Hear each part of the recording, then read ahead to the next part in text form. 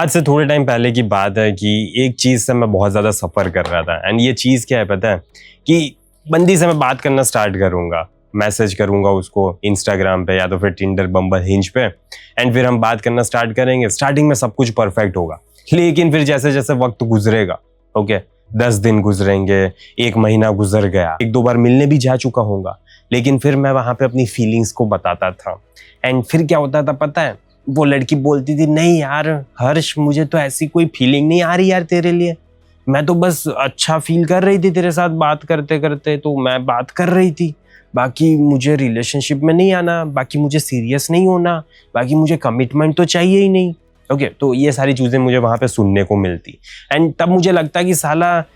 उसके बाद फिर क्या सिनेरियो चेंज हो जाएगा पता है कि वो बंदी भाव ही कम देने लगेगी, वो मुझे कम बुलाने लगेगी, मैसेजेस से सीन पे छोड़ देगी या तो फिर इग्नोर करेगी या डेट पे तो कभी मिलने नहीं आएगी। तो ये सारी चीज़ों से मैं बहुत ज़्यादा सफ़र कर रहा था। लेकिन यहाँ पे पता है एक चीज़ तुम्हें समझनी पड़ेगी कि जैसे ही तुम उसको बता देते हो ना how are you feeling about her, okay, तो वहाँ पे सिनेरियो में प्रॉब्लम्स होना स्टार्ट क्यों होते हैं, क्योंकि उसके दिमाग में वो कुछ अलग ही चीज़ें सोचने लगती है एंड इसी की वजह से उसके पूरा सिनेरियो चेंज होने लगता है। तो सबसे पहले इस चीज़ को समझो एंड जब तक तुम इस चीज़ को नहीं समझोगे ना तब तक तुम बार बार अपनी लाइफ में यही मिस्टेक को रिपीट मोड पे करते जाओगे। हमारे ह्यूमन ब्रेन का क्या सीन है पता है कि हम लोगों को है ना, सभी लोगों को, वो चाहे मैन हो चाहे वुमन हो, हम सभी लोगों को अनसर्टेनिटी बहुत ज़्यादा पसंद होती है एंड इसी वजह से मेरे भाई जब तक उसे नहीं पता था ना कि ये बंदा मुझे पसंद कर रहा है तब तक उसके दिमाग में कुछ ख्याल आते थे एंड ये ख्याल कैसे आते होंगे कि क्या ये बंदा मुझे पसंद कर रहा है या तो फिर नहीं कर रहा,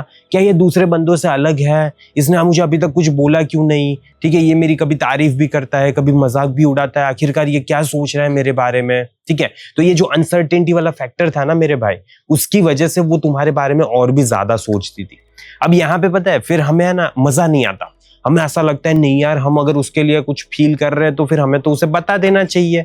एंड फिर हम बता देते हैं। एंड यहाँ पे फिर एक और सिनेरियो होता है, एक और सिनेरियो में ये होता है कि तुम्हें ऐसा लगने लगता है कि वो लड़की तुम्हें पसंद कर रही है, ओके, क्योंकि तुम्हें ऐसा इस वजह से लगेगा क्योंकि वो तुम्हारे साथ घंटों घंटों कॉल पे बात कर रही है, तो अब तुम सोचोगे कि बंदी तो फिदा हो गई है, तुम डेट पे मिलने के लिए बोलते हो, बंदी आ जाती है, तो फिर अब तुम है ना कहीं ना कहीं उसे अपनी पूरी दुनिया बनाने लगते हो। फिर तुम अपने फ्रेंड्स को, अपने गोल्स को, अपने करियर को, सब कुछ छोड़ दोगे एंड फिर उसको सब कुछ बताने लगोगे कि देख यार मेरे पास्ट में ये हुआ था, मेरे फ्यूचर में ये प्लान्स है मेरे, एंड अभी देख प्रेजेंट में मैं ये कर रहा हूँ, बहुत ज़्यादा बोर हो रहा था तो नेटफ्लिक्स में एक मूवी देख रहा था या तो फिर सीरीज देख रहा था या तो फिर एनीमे देख रहा था एंड सब कुछ तुम उसे बताने लगोगे। फिर धीरे धीरे क्या सीन होता है पता है, उस लड़की को सब कुछ पता है अब तुम्हारे बारे में, तुम कहाँ पे स्टैंड करते हो ये पता है, तुम अब अगला क्या करने वाले हो अपनी लाइफ में वो भी पता है, तुमने क्या किया था वो भी पता है। तो अब अनसर्टेनिटी चली गई, मिस्ट्री भी चली गई, उसने तुम्हें कंप्लीटली फिगर आउट कर लिया है। क्यों? बिकॉज तुमने अपने दिमाग में यही सोचा कि ये बंदी भी मुझे पसंद कर रही है,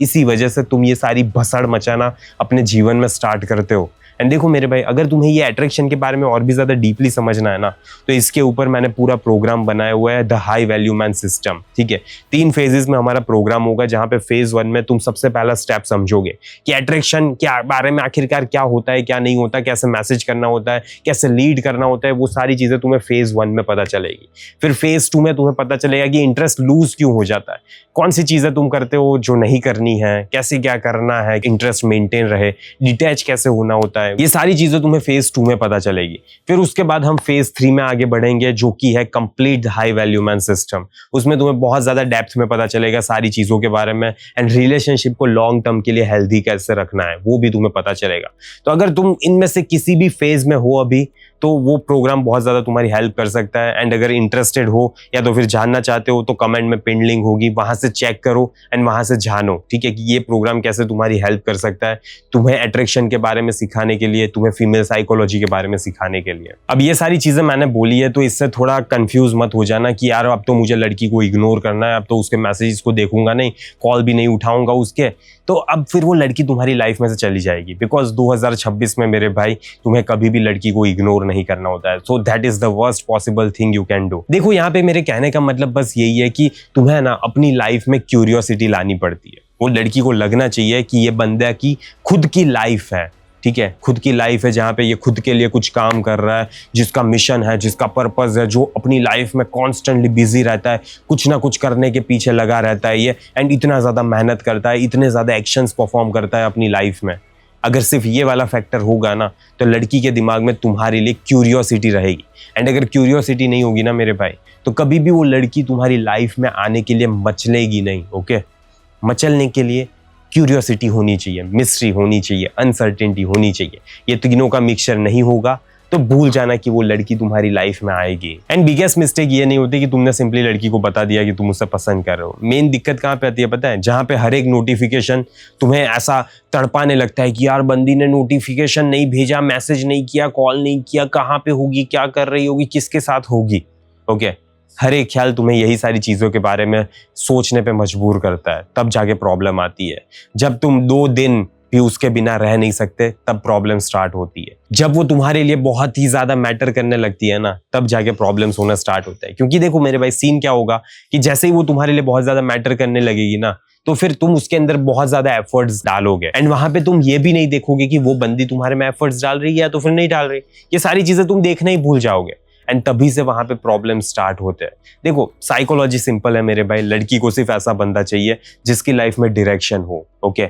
जिसकी लाइफ में डायरेक्शन हो। अगर वो रिलेशनशिप में आ रहा है ना, तो उसको पता है कि उसे इस रिलेशनशिप से, उसे इस लड़की से क्या चाहिए। अगर तुम्हें नहीं पता होगा ना कि तुम्हें इस रिलेशनशिप से, इस लड़की से क्या चाहिए, तो कभी भी तुम्हारी लाइफ में वो लड़की नहीं आने वाली। That is the fucking reality. ठीक है, यही रियलिटी है। तो प्लीज जल्दी से जल्दी अपनी लाइफ में डायरेक्शन को लेकर आओ। अगर नहीं लेकर आए तो ऐसे ही फिर भटकते रहना, ओके, एंड सोचते रहना कि क्यों लड़की चली गई मेरी लाइफ से, क्योंकि तुमने कुछ गलती की है। एंड अगर ये गलती को और भी ज़्यादा तुम्हें सुधारना है, एंड इसके बारे में और भी ज़्यादा डिटेल में समझना है अट्रैक्शन के बारे में, then you can start your transformation journey by just joining one of the program, one of the phases. Okay, कौन से भी फेज में हो अभी तुम, उस हिसाब से कमेंट वाली पिन लिंक देख लेना। बाकी मैं इस वीडियो को यहीं पे समाप्त करता हूँ, एंड जल्दी मिलेंगे अगले वीडियो में। अंटिल देन, बाय बाय, सी या।